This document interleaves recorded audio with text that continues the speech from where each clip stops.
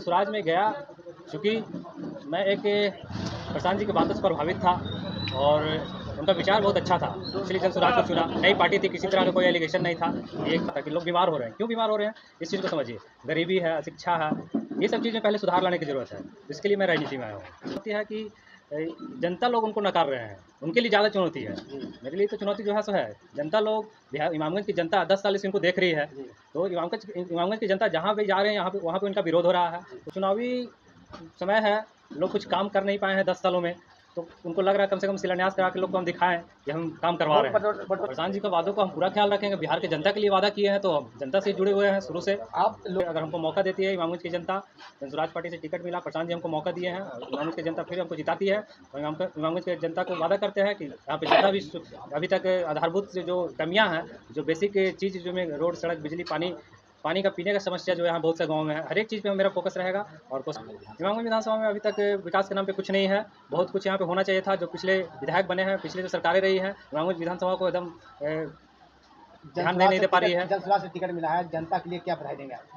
जनता को बहुत बहुत धन्यवाद। यहाँ पे जितने भी पदाधिकारी हैं, मेरे पार्टी के जितने भी लोग हैं, जितना भी लोग मेरा समर्थन किए हैं, और सभी जनता से मेरा आग्रह है कि मेरा हमको इस बार मौका दीजिए। हम आप लोग को दिखाएंगे कि आपके इमामगंज क्षेत्र का ही बेटा, बाकाजार का ही बेटा आपके लिए बहुत कुछ करेगा यहाँ पे, और जो दिखेगा धरातल पे। ये नहीं कि इमामगंज एक हॉट सीट माना जाता है, कैसे अपनी प्रेम? देखिए, सबसे पहले तो मैं अपने बारे में आपको बता देता हूँ। मेरा नाम डॉक्टर अजीत कुमार है, और मैं एक MBBS डॉक्टर हूँ, सरकारी डॉक्टर था, मगध मेडिकल में पोस्टेड था। मेरा यहीं पे बिशनपुर गांव हुआ, बाकाजार प्रखंड में, यहीं का मैं रहने वाला हूँ। तो मैं जनसुराज में गया, चूँकि मैं एक प्रशांत जी की बातों से प्रभावित था और उनका विचार बहुत अच्छा था, इसलिए जनसुराज को चुना। नई पार्टी थी, किसी तरह का कोई एलिगेशन नहीं था। एक विचार मतलब हर एक को साथ में लेकर के चलने का वो काम कर रहे हैं, और मेरे जाने के कारण सीमित क्षेत्र में ही, स्वास्थ्य के क्षेत्र में ही काम कर पा रहा था। और मैं देख रहा था कि देखिए, जैसे स्वास्थ्य क्षेत्र में देख रहा था कि लोग बीमार हो रहे हैं, क्यों बीमार हो रहे हैं इस चीज़ को समझिए। गरीबी है, अशिक्षा है, ये सब चीज़ में पहले सुधार लाने की ज़रूरत है। इसके लिए मैं राजनीति में आया हूँ। इस चीज़ों में बेसिक जो सुविधाएं है उसमें सुधार कर सकते पूरे हैं। बिहार में हॉट सीट माना जाता है। यहाँ से केंद्रीय मंत्री जीतन राम मांझी नेतृत्व करते हैं। संतोष मांझी बिहार के मंत्री हैं, उनके पत्नी यहाँ से दीपा मांझी जी विधायक हैं। आप ऐसे कैसे चुनौती को आप स्वीकार करेंगे? ये चुनौती मेरे लिए ठीक है, लेकिन सबसे बड़ी चुनौती है कि जनता लोग उनको नकार रहे हैं, उनके लिए ज़्यादा चुनौती है। मेरे लिए तो चुनौती जो है सो है, जनता लोग बिहार इमामगंज की जनता 10 साल से इनको देख रही है, तो इमामगंज की जनता जहाँ भी जा रहे हैं यहाँ पे वहाँ पे उनका विरोध हो रहा है। तो सबसे पहले तो जनता ही इनको नकार रही है, तो मेरे लिए कुछ चुनौती ही नहीं है। दीपा मांझी मेरे लिए चुनाव से चुनौती पहले 89 सड़कों का शिलान्यास किया गया आप ही के गांव में, यहीं से शुभारंभ किया गया। क्या यह शिलान्यास सिर्फ दिखावा है या काम होगा?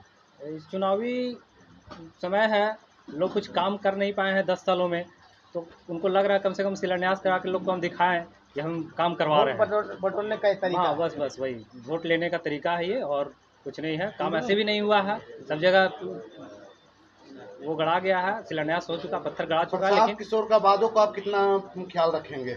प्रधान जी का वादों को हम पूरा ख्याल रखेंगे। बिहार के जनता के लिए वादा किए हैं, तो हम जनता से जुड़े हुए हैं शुरू से। आप लोकल हैं, आपके पिताजी शिक्षक रहे हैं और समाज को सेवा दिए हैं, तो हम तो समझते हैं कि आप कैसे सेवा देंगे समाज को?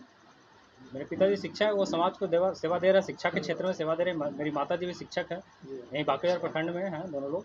और हम पूरे जनता को एक, अगर हमको मौका देती है इमामगंज की जनता, जनसुराज पार्टी से टिकट मिला, प्रशांत जी हमको मौका दिए हैं, और इमामगंज की जनता फिर हमको जिताती है, और इमामगंज की जनता को वादा करते हैं कि यहाँ पे जितना भी अभी तक आधारभूत जो कमियाँ हैं, जो बेसिक चीज़ जो में रोड, सड़क, बिजली, पानी का पीने का समस्या जो यहाँ बहुत से गाँव में है, हर एक चीज़ पे मेरा फोकस रहेगा, और कोशिश करूँगा मैं पूरी अच्छी तरह से कि इन चीज़ों में सुधार लाऊँ। आपके कुछ अपने ही लोग आपसे बगावत करेंगे, उसको आप कैसे संजोगे? नहीं, आप करेंगे में जा रहे हैं ना, कर नहीं ना रहे हैं अभी। विकास के मुद्दे पर बात करें तो पहला प्राथमिकता आपकी क्या होगी?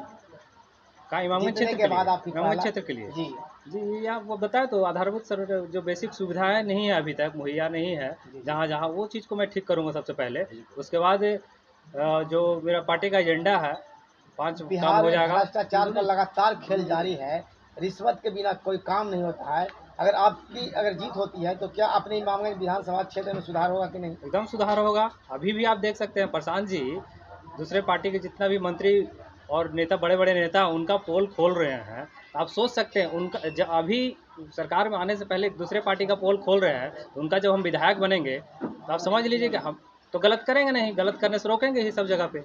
अगर विकास की बात करें तो कितना विकास हुआ इमामगंज विधानसभा? इमामगंज विधानसभा में अभी तक विकास के नाम पे कुछ नहीं है। बहुत कुछ यहाँ पे होना चाहिए था। जो पिछले विधायक बने हैं, पिछले जो सरकारें रही हैं, इमामगंज विधानसभा को एकदम ध्यान नहीं दे पा रही है। जनसभा से टिकट मिला है, जनता के लिए क्या बधाई देंगे आप? जनता को बहुत बहुत धन्यवाद। यहाँ पे जितने भी पदाधिकारी हैं, मेरे पार्टी के जितने भी लोग हैं, जितना भी लोग मेरा समर्थन किए हैं, और सभी जनता से मेरा आग्रह है कि मेरा हमको इस बार मौका दीजिए।